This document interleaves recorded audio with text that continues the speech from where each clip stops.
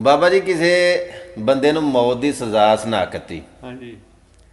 ते जिन्हें सजाए मौत दी ना उन्हें आख्या भी तेरी ये सजाए मौत माफ़ हो सकती है, हाँ जी। लेकिन एक शरत है। उन्हें आख्या की शरत है? हाँ जी। उस आख्या मेरा सवाल है तो इस सवाल का जवाब दे छड़। उन्हें आख्या सवाल की है? उन्हें आख्या सवाल ये वे कि एक औरत की चाहती, ठीक है जी। इस सवाल का जवाब दे छड़े तो तेनों सजाए मौत माफ़। वो टुर पिया सवाल का जवाब ढूंढन ढूंढन। कि एक औरत की चाहती। हाँ जी। फिरदा रहा किसी बंदे ने दसिया कि तेरे सवाल का जवाब फलाने फलाने दरख्त के उत्ते एक चड़ेल रहिंदी है, तेरे सवाल का जवाब वो चड़ेल तेनों दस सकती। अच्छा जी। वो टुर गया उस दरख्त के थले ते जाके इन्हें चड़ेल नूं आवाज़ मारी। चड़ेल आखन लगी भी तेरे सवाल का मैं जवाब दे छड़नी हाँ, पर मेरी भी एक शर्त है। अच्छा। इस आख्या की शर्त? वो आखन लगी कि पहला मेरे नाल विआह कर ते फिर तेनों तेरे सवाल का जवाब देंगी। ये हुण परेशान हो गया भी उधर भी मौत की सज़ा सुनाई गई है, मर तो उत्थे भी जाने जवाब ना दिता। हूँ चड़ेल भी आती है विआह करने तो मारे इत्थे भी जाना है, हूँ इत्थे करा तो करा की।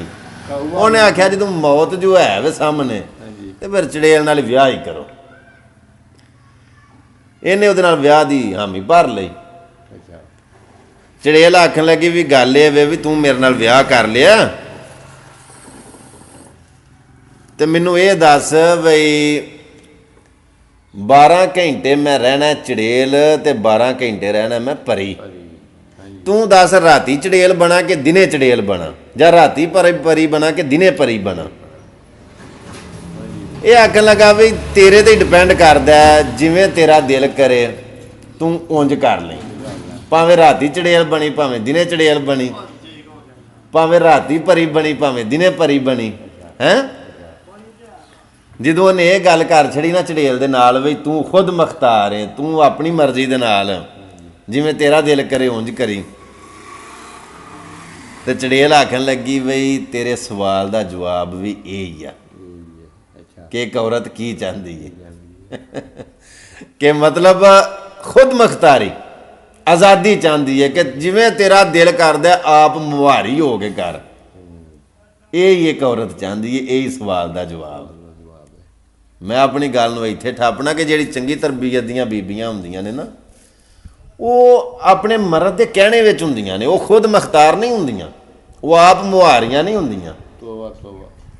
इत्थे एक शेर सुना के ते अपनी गल नूं मैं खत्म करना कि ऐवें बोल अवलड़े ना बोलिया कर, सदा खसम नाराज बड़बोलियां दे, कां कन खावे ते कोयल ठंड पावे, बड़े फर्क ने सजना बोलियां दे।